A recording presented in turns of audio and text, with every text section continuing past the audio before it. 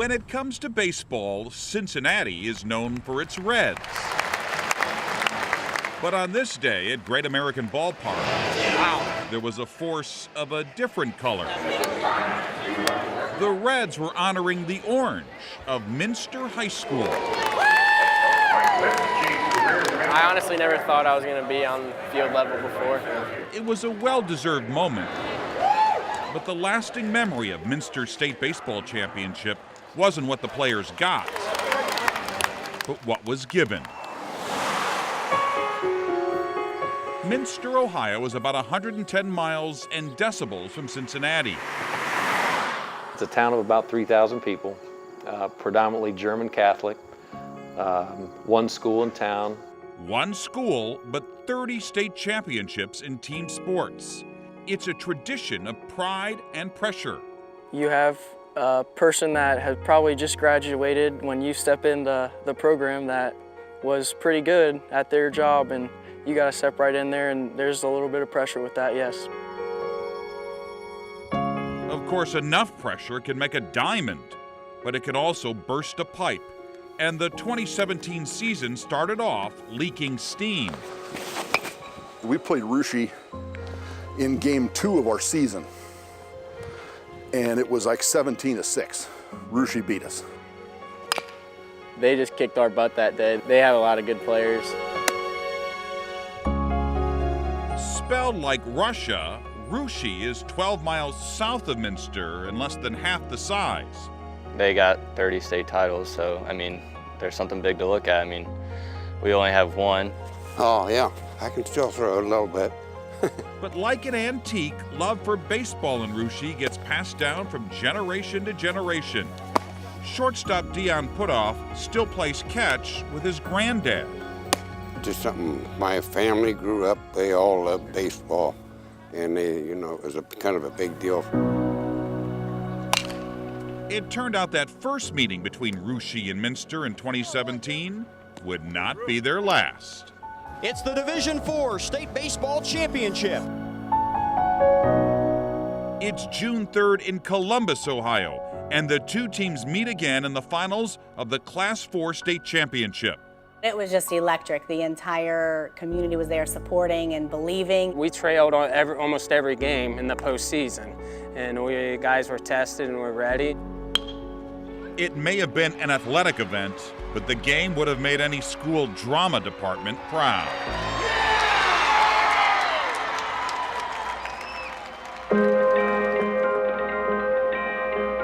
Ohio high school games are 7 innings long, and this one was tied 1-1 in the bottom of the 7th. I wouldn't be a bit surprised if they don't pitch around him because Minster had the winning run at second. One of the water boys or managers came up to me and said, "This is going to go into extra innings, right?" And I said, "No, John's going to get a walk-off here." John is John Niemeyer, Minster's best hitter.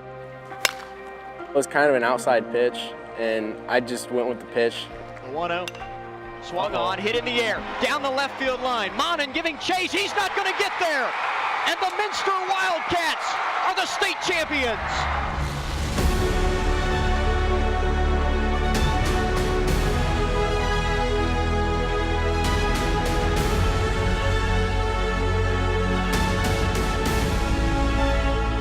In a single moment, both ecstasy and agony.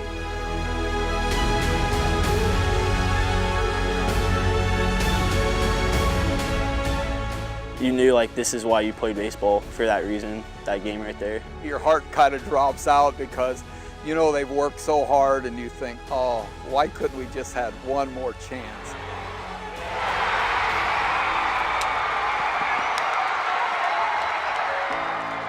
In the excitement of the game-winning hit, John Niemeyer lost track of the game-winning ball. Did it ever even cross your mind? Where's that baseball? No, Never? it honestly didn't.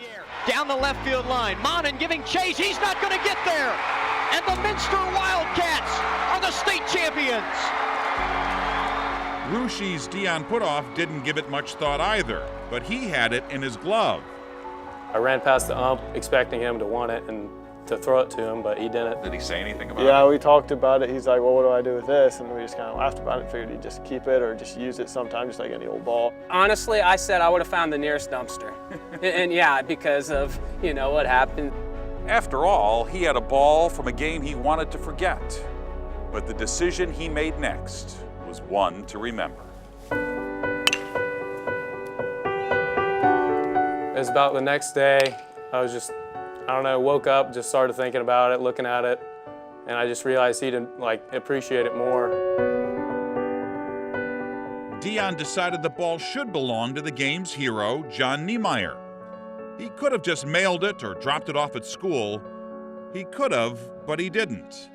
Instead, he found out where the Niemeyers lived, drove there, and delivered the baseball with this note. I picked this up at the end of the game as something to remember my experience by. After thinking about it, I realized it would mean a lot more to you to have your game-winning hit ball. You played a great game, and I want you to have it. Congrats on a great season and great career, Dion Puthoff.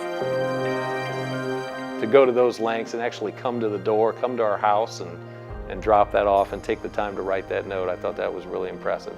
Brian Niemeyer tweeted the picture of the ball and the note, and word began to spread. With that simple gesture, Dion Puthoff turned a championship loss into a win. As a history teacher, and you ask kids to turn on the TV that night to watch the 30 minutes of news, most of what you watch is the bads. And when something good comes along like this, it's really something to write home about. Yeah, you hate to not win that last game, but this to me is better than a win because character means a lot, yes. You know?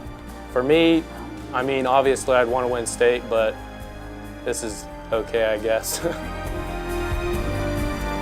Minster's victory will forever be etched on the Ohio State baseball trophy. But for many, Dion Puthoff's gesture will be etched in their memories. That kid is something else. He's a special kid. 2 communities in Ohio are now big believers that there's no such thing as a small gesture of kindness. What he did and brings a smile to everybody's face.